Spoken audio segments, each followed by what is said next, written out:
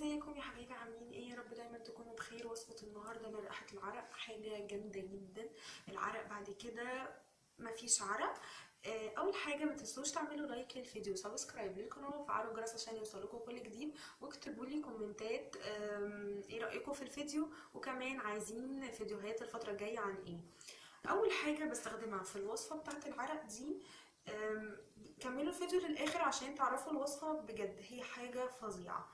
انا استخدمتها، في ناس من قرايبي استخدموها، وكمان اخواتي استخدموها وقالوا لي تحفه. من اول مره بتعملي فيها الحاجه على طول الريحه بتروح. اول حاجه معايا في الوصفه بتاعت نزول العرق، بودره التلج دي بتاعت بيبي جونسون. تمام، بحط منها 10 معالق. تمام، انا حطيتهم اهو. اول حاجه ابتديت بيها. بعد كده معايا جايبه من العطار شابه، هحط منها برضو 10 معالق.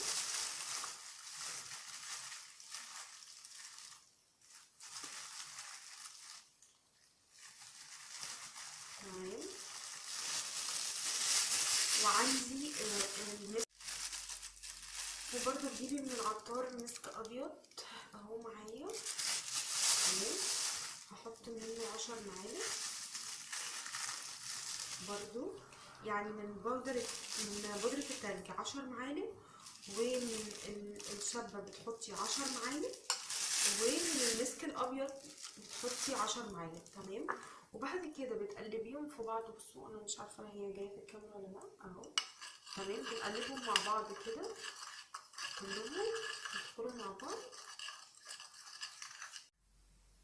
في ناس بتستخدمها كبودر، وفي ناس بتستخدمها ككريم. انا الصراحه بفضل يعني ان هي تكون كريم، فانا بعد كده بجيب علبه كريم عادي زي دي نيفا، اي كريم. تمام، ومعايا برضو ده من العطار زيت ليمون، هقول لكم انا بستخدمه ليه. ومعايا فازلين بحط شويه. انا بعد كده بحط شويه من الليمون، مش شويه، هي معلقه صغيره. تمام، اللي هي دي. تمام اهي.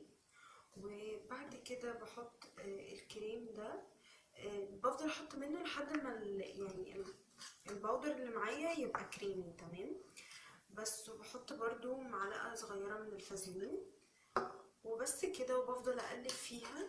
تمام، انا بحط زيت الليمون علشان يديله ريحه. تمام، بفضل احط بقى من الكريم ده لحد ما يبقى معايا كريمي بالمنظر ده، يعني زي ما قلت لكم بزود كريم لحد ما تبقى معايا كريمي زي الكريم بالظبط. بصوا هي دلوقتي عامله كده. تمام، انا هحطها في العلبه وهرجع اوريكم الشكل النهائي في الاخر. تمام، بصوا هي دي شكلها النهائي، بيبقى المنظر ده كريمي. تمام، انا باخد منها بحط بقى تحت، يعني تحت هنا. تمام، وبعد كده بعمل كده كأنه كريم بالظبط. تمام، وبسيبها. بصوا بيبقى شكله كده، بس هو بينشف تحت خلاص، يعني اول ما بتحطيها بتنشف بجد. بصوا ريحته جميلة. تاني حاجة مفيش عرق خلاص، العرق ده يعني بجد بيروح بمعنى الكلمة. بس لازم كل يوم تحطي منها، يعني كل يوم الصبح تصحي تحطي منها. لو التزمتوا عليها بجد الريحة بعد كده تختفي تماما. يا رب يكون الفيديو بتاعي عجبكم. ما تنسوش تعملوا لي لايك للفيديو وسبسكرايب للقناة، وفعلوا الجرس عشان يوصلكم كل جديد، واكتبوا لي في الكومنتات عايزين الفيديوهات الجاية عن ايه. بحبكم كتير، سلام.